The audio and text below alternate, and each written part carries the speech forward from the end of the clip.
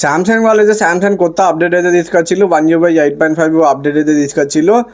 ఇదైతే మీకైతే చాలా కస్టమైజేషన్స్ ఆప్షన్స్ అయితే ఇచ్చింది. దీంట్లో మీరైతే కస్టమైజ్ అయితే చాలా చేసుకోవచ్చు. కంట్రోల్ ప్యానల్ అయితే మీకు నచ్చినట్టు మీరైతే కస్టమైజ్ చేసుకోవచ్చు. బ్రైట్నెస్ అయితే మీరు హాల్ సెంటర్ పెట్టుకోవచ్చు, వర్టికల్గా పెట్టుకోవచ్చు. మ్యూజిక్ది కూడా అట్లనే మీకు నచ్చినట్టు పెట్టుకోవచ్చు.